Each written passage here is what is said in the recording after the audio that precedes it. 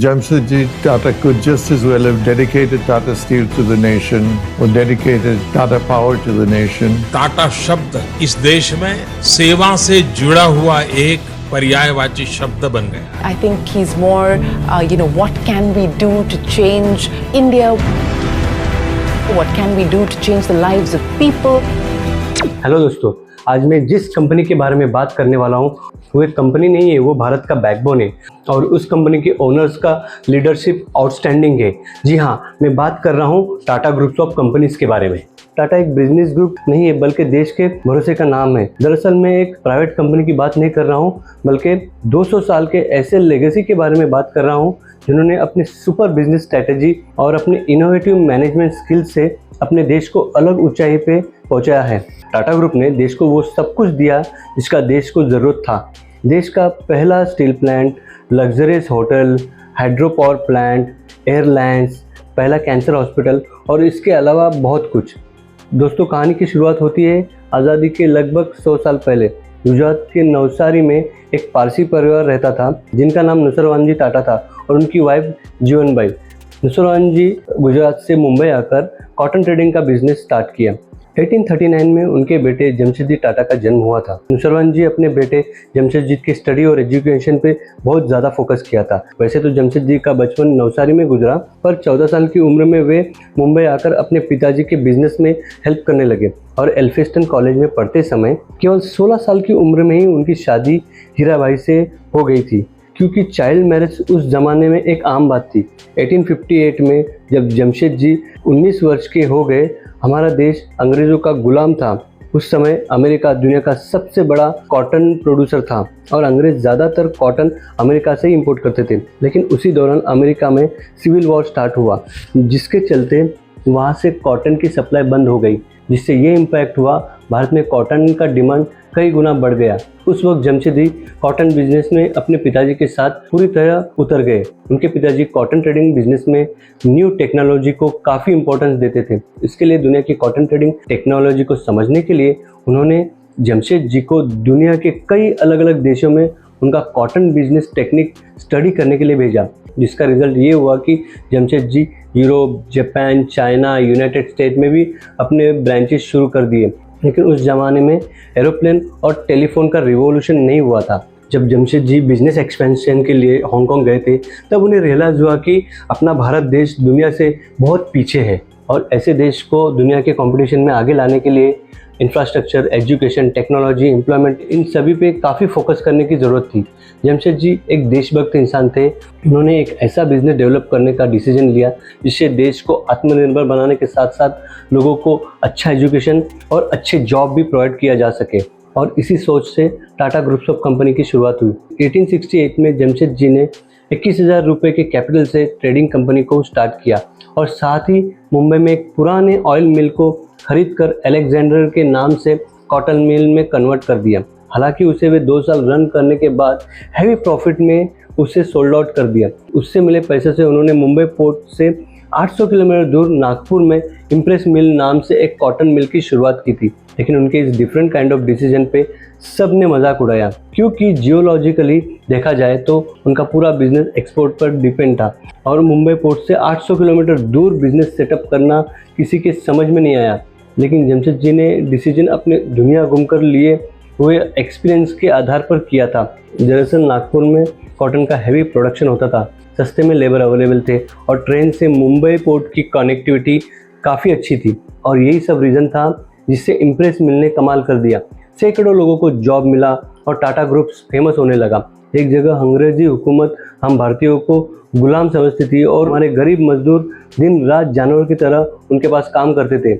वही जमशेदजी ने employ welfare के बारे में सोचना शुरू किया और इम्प्रेस मिल के वर्कर के लिए भविष्य निधि यानी प्रोविडेंट फंड, इंश्योरेंस और ग्रेच्युटी जैसी स्कीम की शुरुआत की। यहाँ तक कि उन्होंने जॉब्स की वर्किंग कंडीशन को भी सुधारने के लिए जॉब्स टाइमिंग को 8 आवर कर दिया और अपने फैक्ट्री में सेफ्टी नॉर्म्स बढ़ाए और बिना सैलरी कट के लीव की शुरुआत भी जमशेदजी ने किया था। दोस्तों, जमशेदजी के 4 ऐसे ड्रीम्स थे जिसके बिना देश की तरक्की पॉसिबल नहीं था।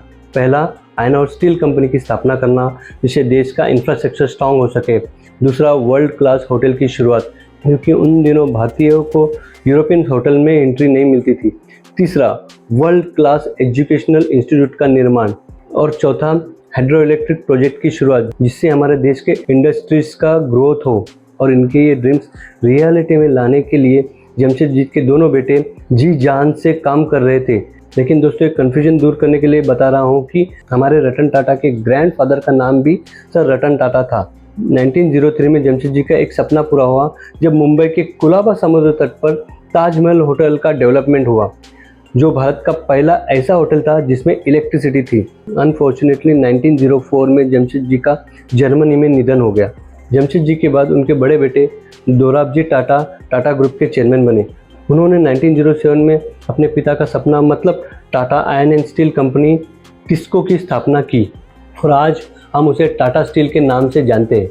और आपको जानकर हैरानी होगी, आज का जमशेदपुर, जिसे हम टाटा नगर के नाम से भी जानते हैं, उसे टिस्को एम्प्लॉय के लिए साक्षी सिटी के नाम से दोराबजी ने बसाया था। 1909 में इंडियन इंस्टीट्यूट ऑफ साइंस और 1911 में टाटा पावर की नींव रखकर दोराबजी ने अपने पिता का सपना पूरा किया।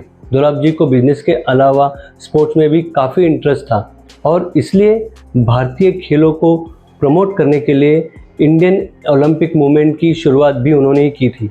दोराबजी टाटा की शादी मेहर भाई से हुई, जो हमारे भारत के फेमस साइंटिस्ट होमी भाभा की रिलेटिव थी। लेकिन अनफॉर्चुनेटली दोराबजी को कोई संतान नहीं हुई और उन्होंने अपनी सारी प्रॉपर्टी एक ट्रस्ट बनाकर चैरिटी के लिए दान कर दी, जिसे आज हम दोराबजी टाटा ट्रस्ट के नाम से जानते हैं।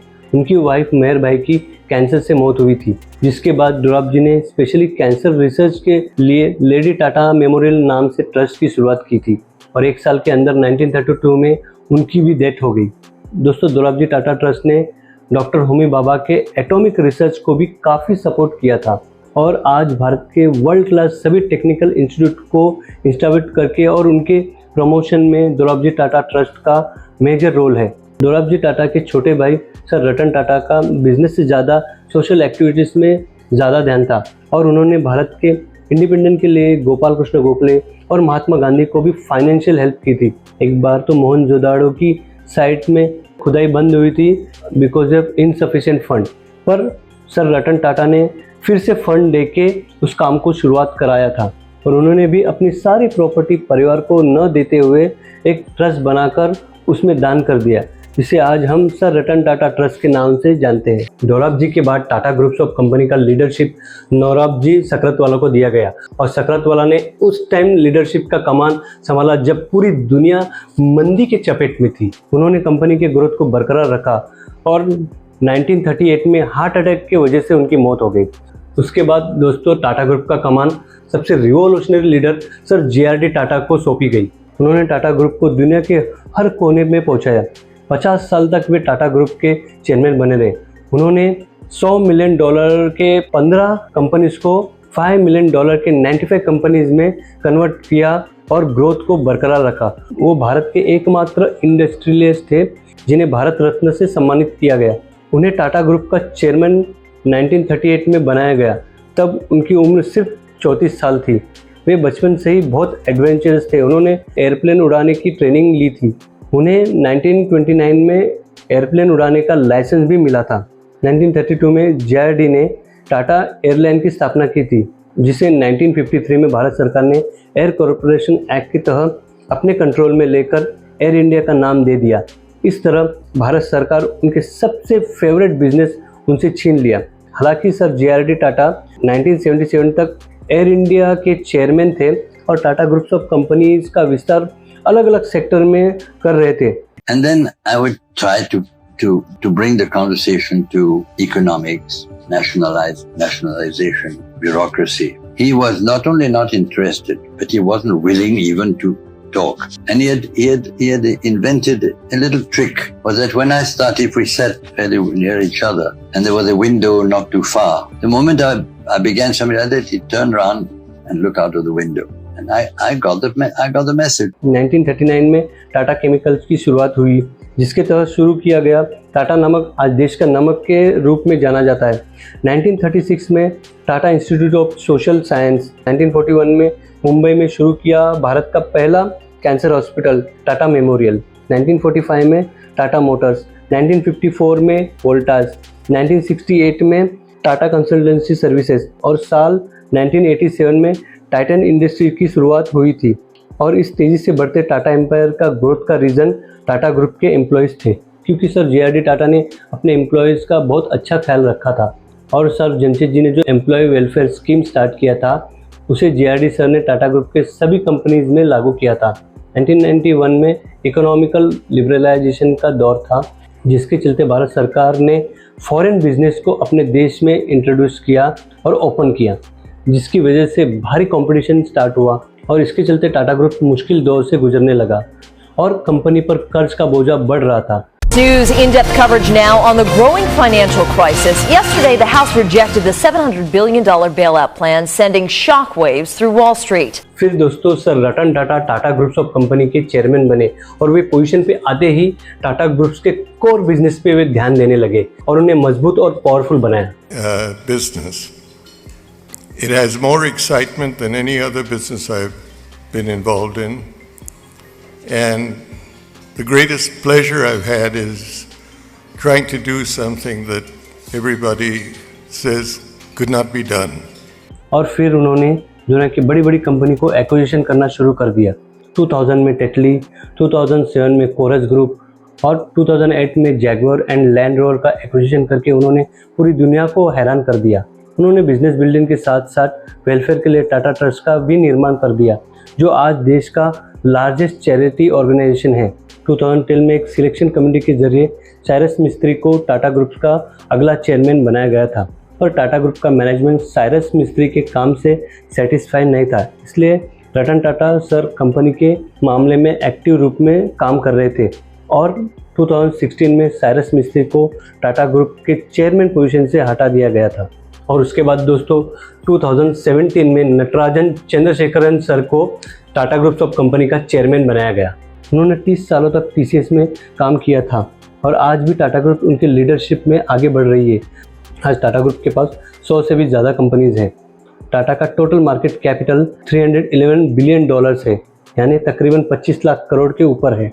BSE के 5000 लिस्टेड कंपनी में टाटा ग्रुप के 29 कंपनीज है और BSE के पूरे मार्केट कैप का 9% होल्ड करती है।